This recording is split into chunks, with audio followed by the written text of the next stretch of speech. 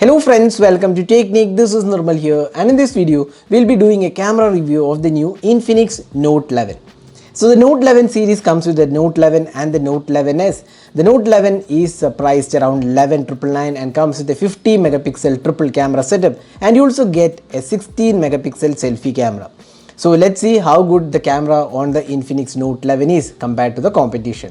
So before getting into the detailed camera review, if this is your first time on this channel, do hit that red subscribe button and also hit the bell icon to get notified of all the videos we publish. So let's first have a look at the camera hardware. In terms of camera hardware, the phone comes with a 50 megapixel sensor with f1.6 aperture and Samsung's ISOCELL sensor. There is a secondary 2 megapixel depth sensor and a third AI camera. The phone misses out on the ultra wide as well as the macro sensor. The front camera is a 16 megapixel shooter with f2.0 aperture. So let's see how the camera performs. In terms of daylight, the 50 megapixel sensor does a good job in bringing details and decent sharpness levels. The colors are good and they look natural too. But at the same time, the white balance seems to be a bit off many times with AI processing. The images are bright and offer details and good sharpness levels too, which you can see when you zoom into the images. We also tried the 50 megapixel mode, but we couldn't see any real benefits out of it.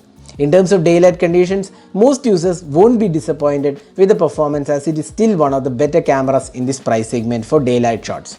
The phone does not come with an ultra wide angle camera, which is a missing aspect in this price segment.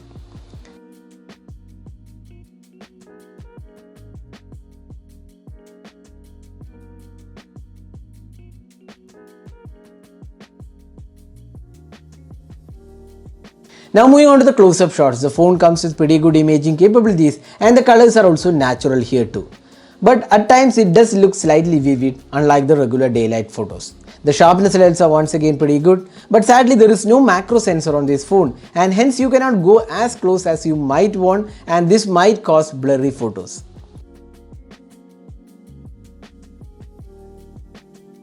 Now moving on to the portraits, the Infinix Note 11 gets you good portrait shots, but the images looks a bit overexposed, especially the background. On the other side, the details are good and the sharpness levels and skin tones are pretty good. The edge detection also seems to be pretty good. Next step, the low light captures. Considering the price segment, Infinix Note 11 does a good job in low light conditions. In indoor lighting conditions, the noise is kept to minimum, but the details are also quite decent. When light drops further, and with night mode turned on, you can get some good low light images, especially for a phone in the 12K price segment. But at the same time, there is a bit of blurring happening when it comes to extreme low light, as the processing algo tries to reduce the noise.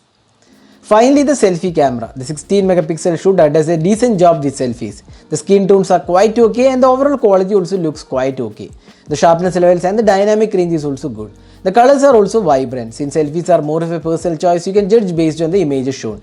The phone also has portrait mode for selfies, and here the quality is strictly average as it misses out on edge detection.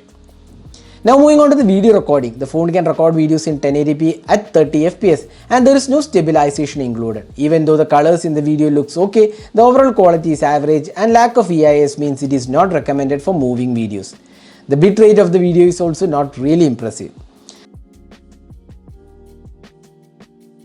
The phone also comes with 2K recording, which is once again pretty much decent without any stabilization being offered. The phone also comes with ultra steady mode with good stabilization.